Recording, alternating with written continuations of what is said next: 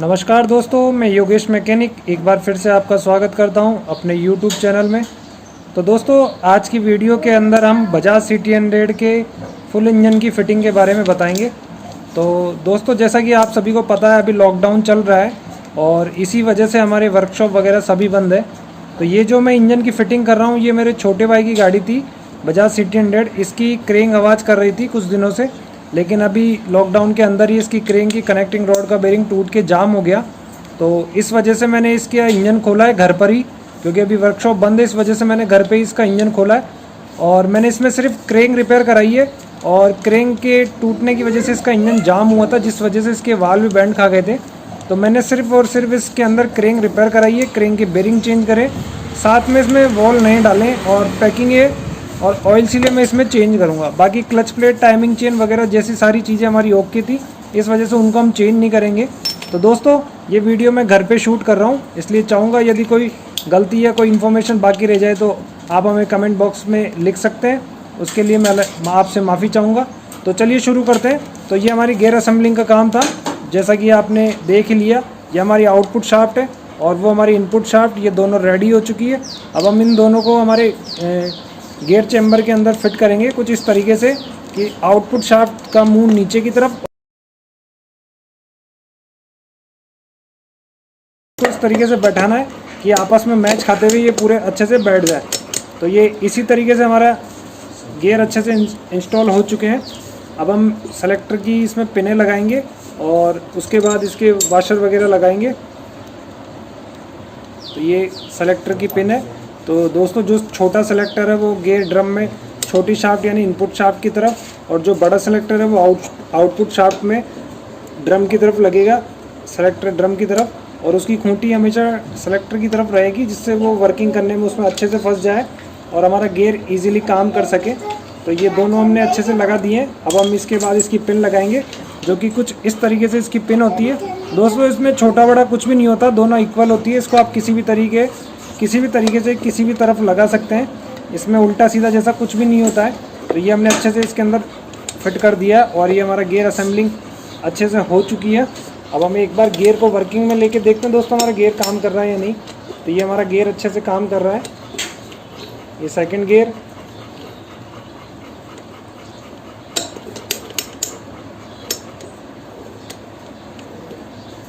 ये थर्ड, ये फोर्थ, और इसी तरीके से सारे गियर इसमें अच्छे से आ चुके हैं।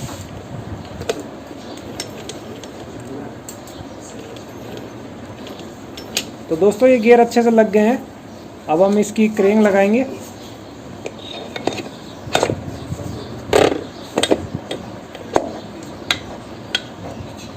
ये क्रेंग भी हमारी अच्छे से लग गई है। तो दोस्तों, इस इंजन के अंदर मेन चेम्बर के अंदर पैकिंग होती नहीं है, इसलिए इसके अंदर ट्यूब लगाई जाती है, जो कि एनाबॉन ट्यूब होती है। तो अब हम इसके अंदर ट्यूब लगाएंगे और उसके बाद इसका दूसरी तरफ का चैम्बर इसका फिट करेंगे। तो ये हमारा गियर फिटिंग और क्रेन की फिटिंग का यानी मेन चैम्बर की फिटिंग का काम हो चुका है। तो चलिए ट्यूब लगा के इसको फटाफट से फिट करते हैं।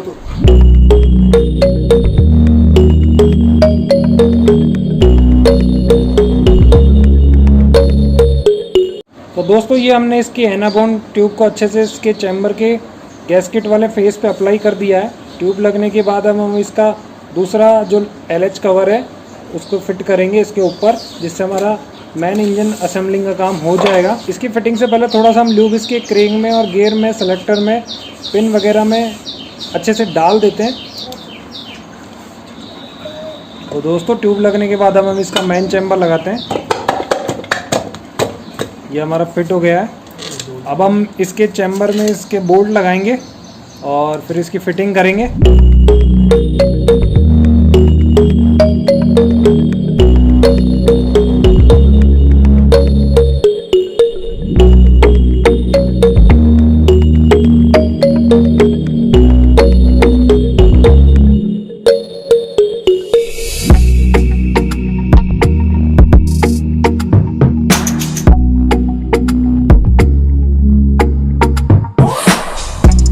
दोस्तों, ये गियर की शाफ्ट है।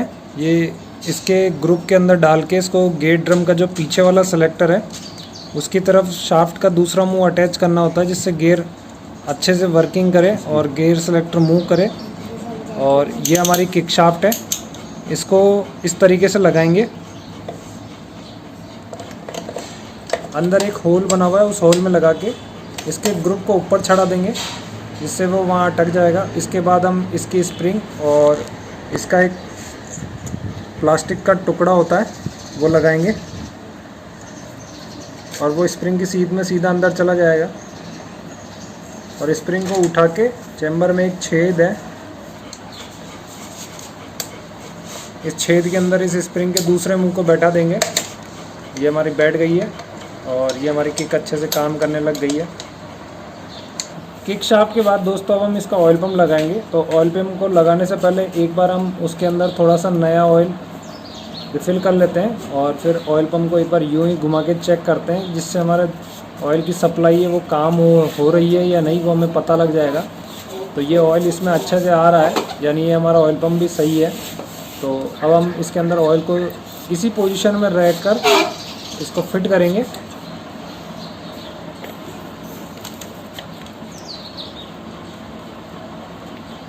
ये हमारा ऑयल पंप बैठ गया है। अब हम इसके ऑयल पंप के बोल्ट लगाएंगे।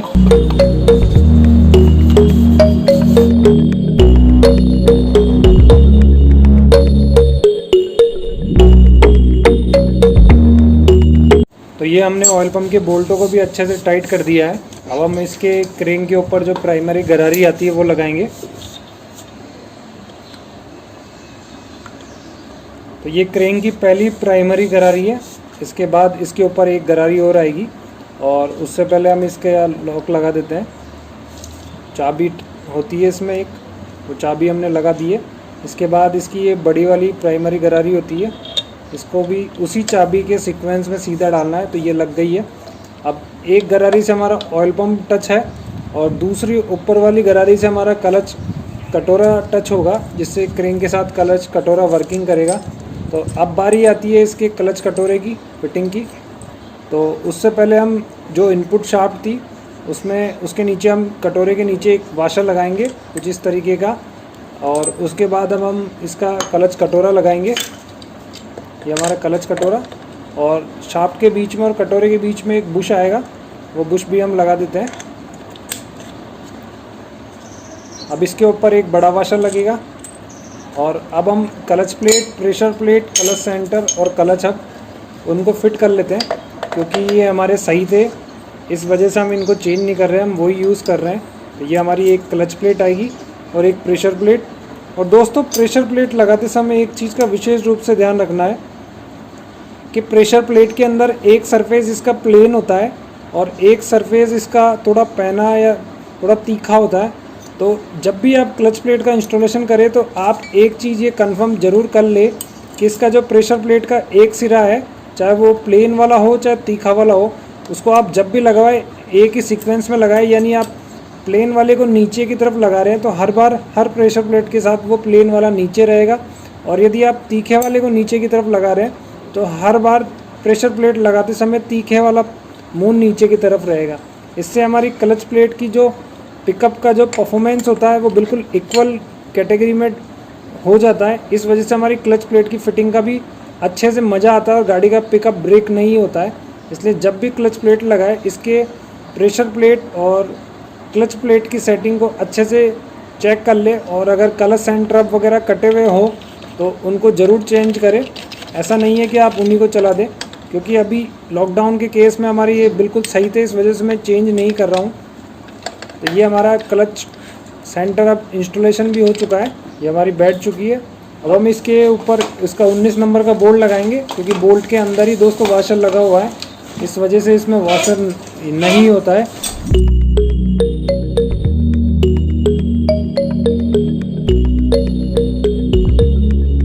तो दोस्तों इसका कुछ इस तरीके का टूल होता है, उस टूल की मदद से हमने क्लच सेंटर के ऊपर जो 19 नंबर का बोल्ट होता है वो भी टाइट कर दिया है। अब हम क्लच के ऊपर इसकी 6 स्प्रिंग लगाएंगे, उसके बाद उसकी प्लेट और फिर इसकी बेरिंग लगाएंगे। ये स्प्रिंग लगने के बाद इसकी प्लेट लगाई और प्लेट के ऊपर इसके 6 बोल्ट लगाएंगे 8 नंबर के।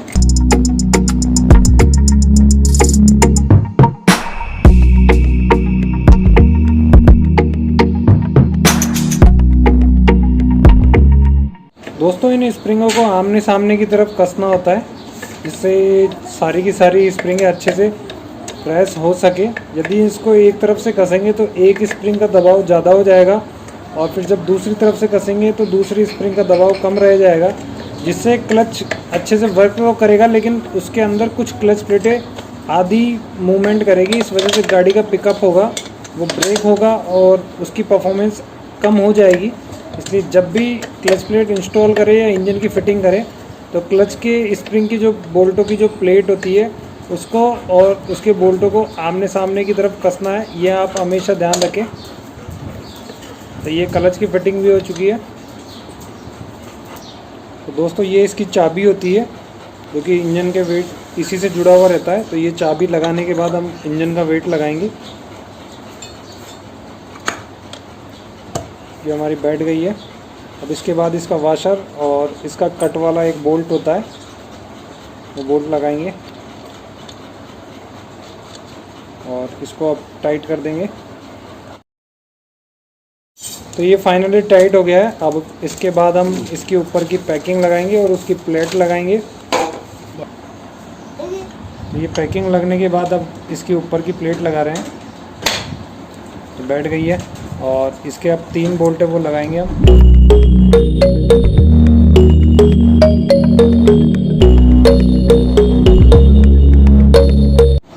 ये इसका बेरिंग दोस्तों, ये बेरिंग भी हमने लगा दिया है।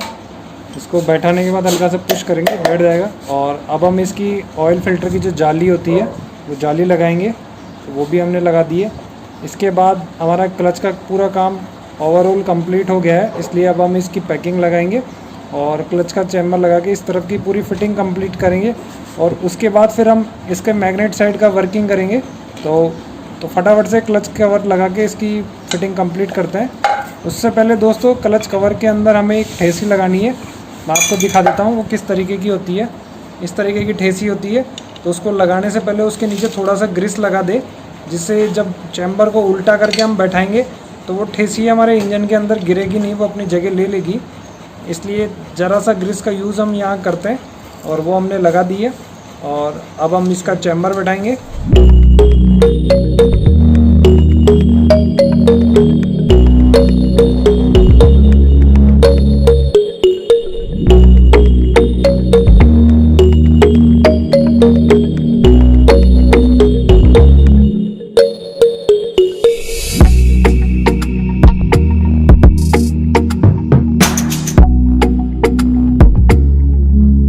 तो दोस्तों ये हमारा क्लच रेडी हो गया है। अब हम इसका हेड सिलेंडर और मैग्नेट की तरफ वर्क करेंगे। तो दोस्तों ये हमारा पिस्टन है इस गाड़ी का, जो कि हमने रिप्लेस नहीं किया है क्योंकि ये बिल्कुल परफेक्ट कंडीशन में। इस पर थोड़ा सा कार्बन जमा हो रहा था जो मैंने अच्छे से इसको साफ़ कर दिया है। मैं आपको एक बार दिखा देता हूँ। मैंने इसके अंदर रिंग भी इंस्टॉल कर दी है। तो ये हमारी जो टॉप 1 की जो रिंग है, कंप्रेशर की 2 रिंगें होती है इसके अंदर, एक टॉप 1 एक टॉप 2। तो टॉप 1 की जो रिंग है वो हमने इनलेट की तरफ रखा है, यानी कार्बोरेटर की तरफ इसका मुँह रखा है। और इसी तरीके से हमने एग्जॉस्ट की रिंग का मुंह रखा है। ये हमारी एग्जॉस्ट की यानी टॉप 2 की रिंग है, जो कि साइलेंसर की तरफ रखी है। इस पर मार्किंग भी होती है, EX लिखा हुआ है, यानी ये एग्जॉस्ट की रिंग है। इसको आउटलेट भी बोलते हैं। साथ में दोस्तों इसमें 2 हेल्पर रिंग और एक कंप्रेशर जाली वाली रिंग होती है, जो ऑयल रिंग भी कहलाती है, जो ऑयल रोकने का काम करती है। तो हमने जाली वाली रिंग के ऊपर और नीचे जो हेल्पर रिंगें लगी हुई है उसका एक मुँह हमने दूसरी तरफ रखा है, और इसी तरीके से हेल्पर रिंग का दूसरा मुंह हमने इस तरीके से रखा है। और जो जाली का मुंह है वो हमने इनलेट वॉल की तरफ इस तरीके से लगाया है। आपको मैं दिखा देता हूँ। ये हमने W बनाया है दोस्तों, यहाँ पे इस जगह पे मेरे अंगूठे के पास आपको दिख रहा होगा कि मैंने इसका W बनाया है। तो कुल मिला के दोस्तों हमने इसकी चारों रिंगों का एंगल कुछ इस तरीके से रखा है कि ये बिल्कुल 90 डिग्री में होगा। तो अब हम इसको इंस्टॉल करते हैं गाड़ी के अंदर। तो ये हमने पिस्टन की गजन पिन लगाई है और इसके बाद हम इसका EX लिखा हुआ साइलेंसर की तरफ, और दोस्तों पिस्टन के ऊपर 2 मार्किंग बनी हुई है, उसमें एक बड़ा कट बना हुआ है और एक छोटा कट बना हुआ है। इन कट से भी आप समझ सकते हो कि हमें पिस्टन का मुंह किस तरफ से रखना होता है। जो बड़ा कट होता है वो हमेशा इनलेट को शो करता है और जो छोटा कट होता है वो एग्जॉस्ट को शो करता है। तो ये हमने पिस्टन को लगा दिया है। अब हम इसका लॉक लगाएंगे। तो लॉक लगाने से पहले दोस्तों हम नीचे थोड़ा सा कपड़ा या कुछ ऐसा लगा कपड़े जैसा कुछ लगा देंगे जिससे अगर लॉक अगर हमारा छूटता है तो वो इंजन के अंदर ना गिरे, जिससे हमें परेशानी का सामना करना पड़ सकता है। इसलिए हम कपड़ा लगा के इसका लॉक लगाते हैं। ये लॉक हमारा अच्छे से असेंबल हो गया, यानी हमारे पिस्टन भी अच्छे से इसमें इंस्टॉल हो गया। अब हम इसके बाद इसके नीचे इसका टूल लगाएंगे, थोड़ा सा पिस्टन के ऊपर मोबिल का इस्तेमाल करेंगे और इसकी डाउल पैकिंग लगा के इसका सिलेंडर बैठाएंगे। दोस्तों इसकी सिलेंडर में 2 डाउल लगती है, एक डाउल हमने लगा दी है, हम दूसरी डाउल को भी चैम्बर में इंस्टॉल कर देते हैं।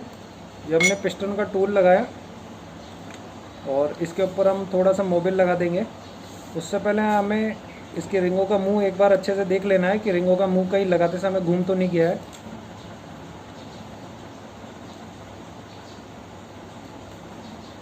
थोड़ा सा ऑयल हम इसके सिलेंडर में भी लगा देते हैं। और दोस्तों अभी हम इसका सिलेंडर बैठाते हैं। सिलेंडर को बैठाने में दोस्तों ज़्यादा प्रेशर का यूज़ नहीं करना है, इसको गोल गोल करके बैठाना है और पिस्टन बस इंस्टॉल हो जाता है। और ये हमारा बैठ गया है। अब हम 1-2 बार इसका राउंड लेके देखते हैं, जिससे हमें पता लग जाएगा हमारी रिंगें अच्छे से बैठी है या नहीं। और इसको ऊपर टॉप में लाके छोड़ देंगे और इसका जो बाहर निकलना हुआ ऑयल है उसको अच्छे से साफ़ कर लेंगे, जिससे डस्ट पार्टिकल वगैरह नहीं लगेगा उसके ऊपर। अब दोस्तों हम इसकी टाइमिंग चेन गाइड लगाएंगे।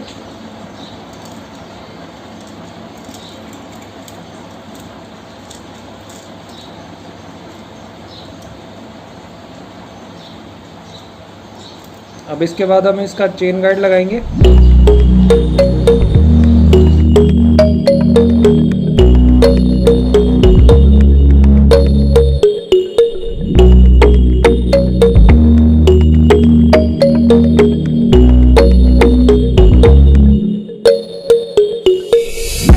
दोस्तों ये टाइमिंग चेन के बाद हमने चेन गाइड लगाया और चेन गाइड की बोल्टों को भी अच्छे से टाइट कर दिया। साथ में ये क्रेन की गरारी के नीचे एक पत्ती लगती है, जिससे हमारी टाइमिंग चेन उतरती नहीं है, इसलिए हमने वो प्लेट भी लगाई, उसके बोर्ड लगा दिया। अब उसको हम अच्छे से टाइट कर देंगे। तो ये हमने उसको अच्छे से टाइट कर दिया है।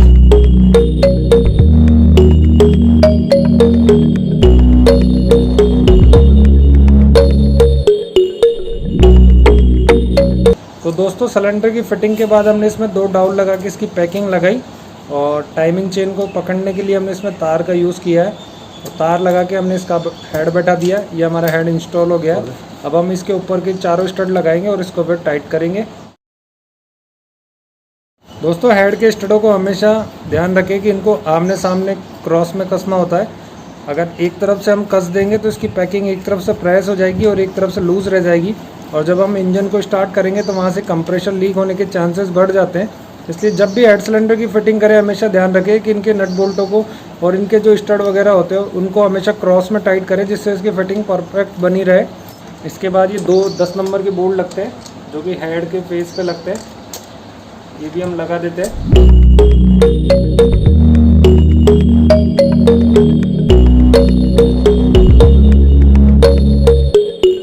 ये हेड के बोल्ट भी हमने अच्छे से टाइट कर दिए हैं। अब हम इसके 10 नंबर के बोल्ट है वो टाइट करेंगे। दोस्तों अभी हम इसकी टाइमिंग असेंबल करेंगे और उससे पहले हम इसका टाइमिंग इस पॉकेट के नीचे एक बुश होता है वो बुश लगाएंगे, तो वो हमने लगा दिया है। इसके बाद अब हम इसका इस पॉकेट लगाएंगे।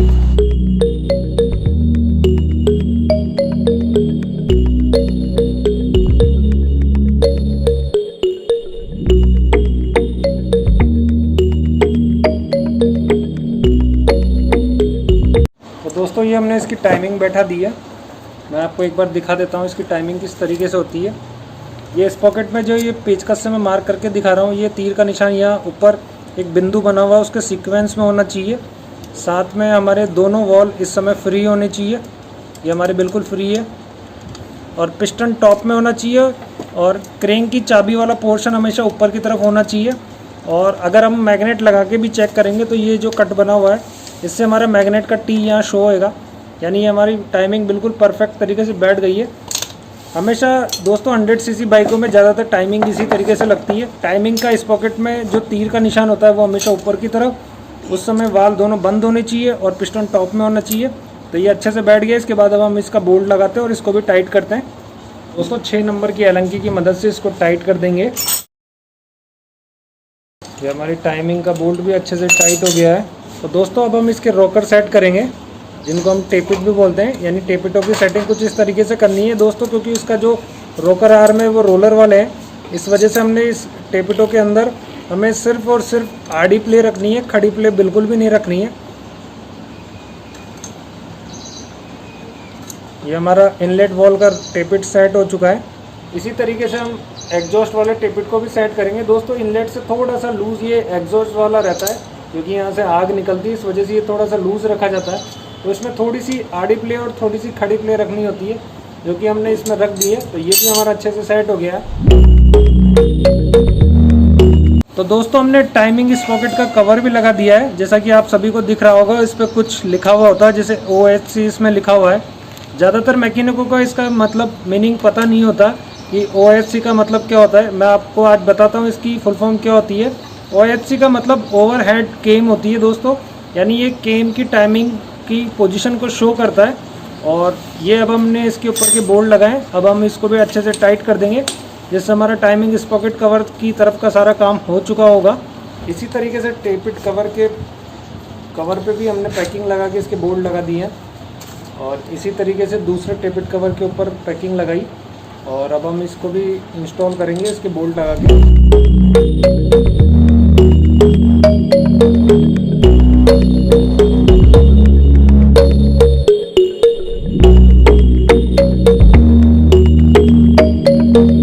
दोस्तों अब हम इसका स्पॉकेट लगाएंगे। उससे पहले इसके नीचे एक डाउल लगती है, वो डाउल लगाएंगे, जिसमें उभरा हुआ सरफेस नीचे की तरफ और प्लेन सरफेस ऊपर की तरफ रखेंगे।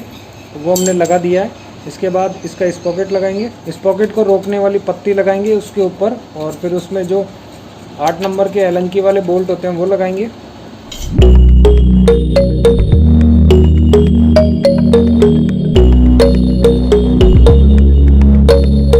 ये मैग्नेट की पैकिंग लगा दी है हमने। अब हम इसकी कॉइल प्लेट लगाएंगे, और इसके 3 एलंकी के 10 नंबर के बोल्ट है दोस्तों, वो भी हम लगा देते हैं।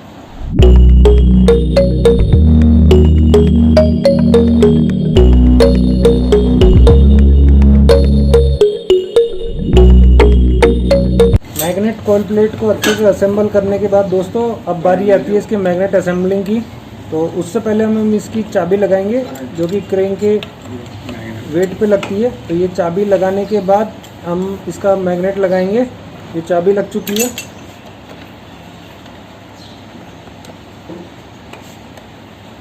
और एक बार अच्छे से इसकी डिस्प्लेट के बाकी के बोल्टों को भी चेक कर लेते हैं, कई बार ये भी लूज़ हो जाते हैं। और जब हमने चेक किया तो ये वाकई में लूज़ पड़े हुए हैं, इसलिए अब हम इनको भी टाइट कर देते हैं।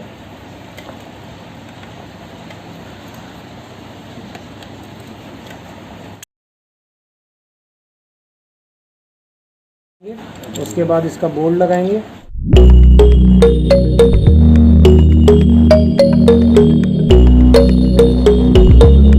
ये मैग्नेट भी अच्छे से टाइट हो गया है। अब लास्ट में हमारी इसकी पैकिंग लगाना और इसके कवर लगाने का काम बचा हुआ है, वो भी हम कंप्लीट कर देता है, जिससे हमारी इंजन फिटिंग का ओवरऑल पूरा काम कंप्लीट हो जाएगा। कवर भी बैठ चुका है। अब हम इसके बोल्ट लगाएंगे।